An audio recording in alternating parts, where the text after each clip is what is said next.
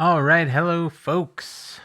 Let's check out the changes, the newest changes to this plugin, my triggered random modal Riffer.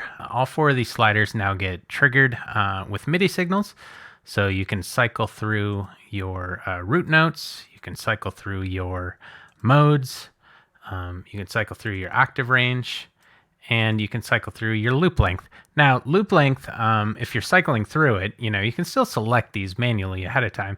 But if you're cycling through it, I wanted to restrict the range between loops of 4, 8, 12, and 16, because that all sounds, when you start to get longer than that, it's hard to pick up the pattern with your ear.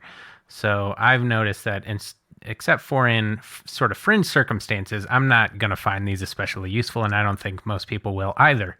Okay, so that's the one caveat about this one. Now, I haven't tried cycling it to 0. I probably should have. I believe that 0 could just turn it off completely until you cycled this loop length again.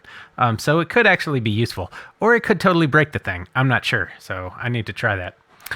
So anyways, the other thing that's super important, in fact, maybe more important, is this. So I now have velocities being selected instead of just being random from 0 to 1, with 0 pretty much never getting selected. I now have 4 choices here, and then those all get populated every time you re-roll the riff. So tell it to generate a riff, which again is MIDI triggered as well. And it'll generate a bunch of notes and a bunch of velocities for those notes. And so here you can see the ones that were generated most recently, for instance. Here are all the note values, and here are all the velocity values. Lots of zeros, MIDI messages with a velocity value of 0 to turn things off.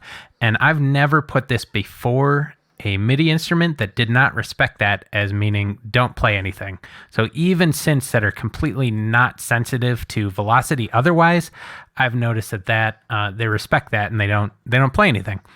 So what this does, what's so important about that is now this thing doesn't just sound like an arpeggiator where you hear every note anyways. It starts to sound more like a riff where somebody is making choices about when to play and when not to play.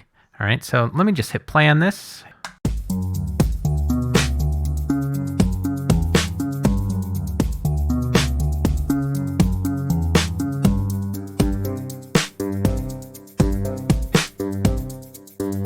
So loop length is 4 right now. Cycle to 8.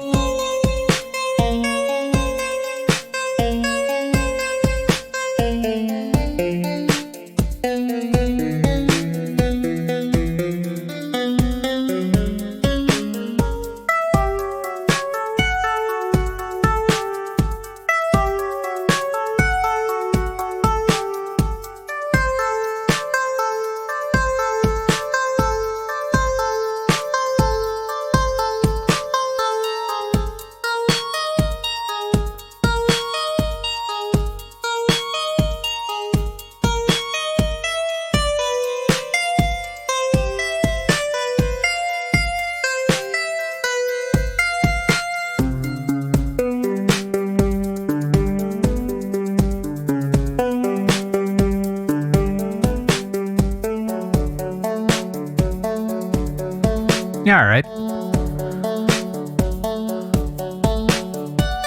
So you may have noticed these guys are triggering and cycling through these, but this F trigger right here only happens 4 times. So the riff's actually only getting re-rolled 4 times per loop here. And you notice this doesn't do anything to the sound. And so you can cycle through these and not have it change the sound at all. To your listener, it's like it never happened. And so that's cool. And if you don't know, you can also subdivide notes, so you can do it much faster than this if you need to, if you don't have a lot of space in your pattern.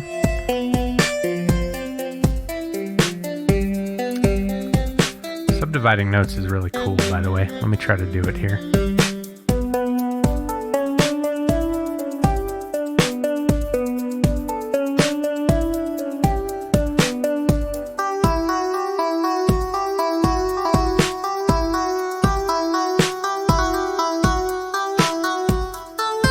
Yeah, Lots of fun. Play with this. There'll be a link in the description. Please check it out. That would make me very, very happy. Send me a message if you do.